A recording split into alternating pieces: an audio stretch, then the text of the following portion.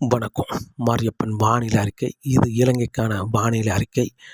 இலங்கையில் வாழும் மக்கள் அனைவருக்கும் புத்தாண்டு நல்வாழ்த்துக்கள். 2025 ஜனவரி மாதம் 1ஆம் தேதி புதன்கிழமை வானிலை அறிக்கை. இலங்கையை பொறுத்தவரை இன்று அநேக இடங்களில் கனமழையாக அதிகாலை நேரங்களில் கிடைத்து கொண்டிருக்கிறது. மேலும் வடக்குள்ள மாகாணங்களை பொறுத்தவரை யாழ்ப்பாணம், பருத்தித்துறை இந்த இடங்களுக்கு லேசான தூறல் மட்டுமே கிடைக்க வாய்ப்புள்ளது. மதிய நேரங்களில் லேசான மிதமான மழை கிடைக்க வாய்ப்புள்ளது. இன்று யாழ்ப்பாணம், பருத்தித்துறை இந்த இடங்களுக்கு பெரிதாக மழைக்கு ஏதும் வாய்ப்பில்லை. மேலும் கிளிநொச்சி, முல்லைத்தீவு இந்த இடங்களுக்கும் லேசான மிதமான மழை அதிகாலை நேரங்களில் கிடைத்து கொண்டிருக்கிறது. வரக்கூடிய மணி நேரங்களில் தொடர்ந்து லேசான மிதமான மழையாக இன்று மாலை வரை கிடைக்க வாய்ப்புள்ளது. மேலும் வவுனியா, அனுராதபுரம் இந்த இடங்களுக்கு லேசான மிதமான மழையாக இன்று நாள் முழுவதும் கிடைக்க வாய்ப்பது விட்டுவிட்டு. ஆனால் அனுராதபுரம் இந்த மாகாணங்கள் சுற்று வட்டாரங்களில் தெற்கு பகுதி இன்று மதியத்துக்கு பிறகு கனமழையாக கிடைக்க வாய்ப்பது. மேலும் திரிகோணமலை, முல்லைத்தீவு இந்த இடங்களுக்கும் அதிகாலை நேரங்களில் லேசான மிதமான மழை கிடைத்தாலும் மதியத்துக்கு பிறகு கனமழையாக கிடைக்க வாய்ப்பது. மேலும் மட்டக்களப்பு, அம்பாறை, பனாமா, பதுளை, அம்மந்தோட்ட, ஹாலி, ஹோட்டை இந்த இடங்களுக்கெல்லாம் இன்று அதிகாலை நேரங்களில் கனமழையாக கிடைக்க வாய்ப்புள்ளது. இன்று நாள் முழுவதும் கனமழையாகவே விட்டு மழை கிடைக்க வாய்ப்புள்ளது. இன்று பெரும்பாலும் தென்கிழக்கு உள்ள மாகாணங்கள் அனைத்து இடங்களுமே கனமழையாகவே கிடைக்க வாய்ப்புள்ளது. மேலும் தம்புள்ளை, கண்டி, ரத்னபுரி, கொழும்பு, நீர்கொழும்பு, ஹாலி, ஹோட்டை, பதுளை இந்த இடங்களுக்கெல்லாம் இன்று ஒரு பரவலான மழைப்பொழிவு கனமழையாக கிடைக்க வாய்ப்புள்ளது.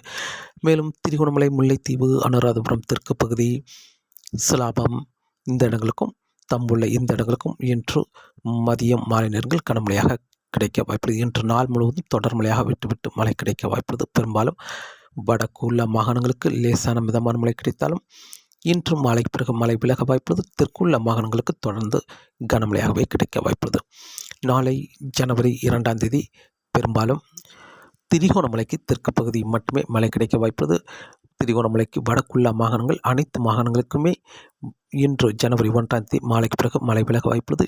திரிகோணமலைக்கு தெற்கு பகுதி, தம்புள்ளை தெற்கு பகுதி, சிலாபத்துக்கு தெற்கு பகுதி மட்டுமே மழை கிடைக்க வாய்ப்புள்ளது. பெரும்பாலும் அம்பாறை, மட்டக்களப்பு, பனாமா, அம்மந்தோட்டை இந்த இடங்களுக்கெல்லாம் கனமழையாக கிடைக்க வாய்ப்புள்ளது. பதுளை, கண்டி, ரத்னபுரி, கொழும்பு, நீர்கொழும்பு, ஹாலி, ஹோட்டை இந்த இடங்களுக்கெல்லாம் மழை கிடைக்க வாய்ப்புள்ளது. மாலை நேரங்கள் கனமழையாகவும் பதுளை கிழக்கு பகுதி விட்டு கனமழையாகவும் கிடைக்க வாய்ப்புள்ளது. நாளை ஜனவரி 2ஆம் தேதி.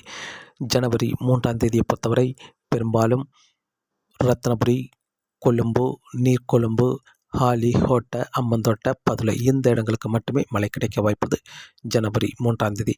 ஜனவரி 4, 5 தேதிகளும் இதே மாகாணங்களில் மழை கிடைக்க வாய்ப்புள்ளது. வடக்குள்ள மாகாணங்களில் முற்றிலுமாக ஒதுக்க வாய்ப்புள்ளது. மேலும் கிழக்குள்ள மாகாணங்களுக்கும் ஓரிரு இடங்களில் மட்டுமே மழை கிடைக்க வாய்ப்புள்ளது. பெரும்பாலும் திரிகோணமலைக்கு தெற்கு பகுதி, பனாமா வடக்கு பகுதி இந்த இடைப்பட்ட இடங்களில் ஓரிரு இடங்களில் மட்டுமே மழை கிடைக்க வாய்ப்புள்ளது.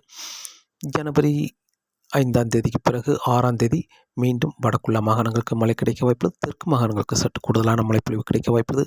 ஜனவரி 7ஆம் தேதியும் வடக்குள்ள மாகாணங்களுக்கு ஓரிரு இடங்களும், தெற்கு மாகாணங்களுக்கு சற்று கூடுதலான பரப்பில் மழை கிடைக்க வாய்ப்புள்ளது.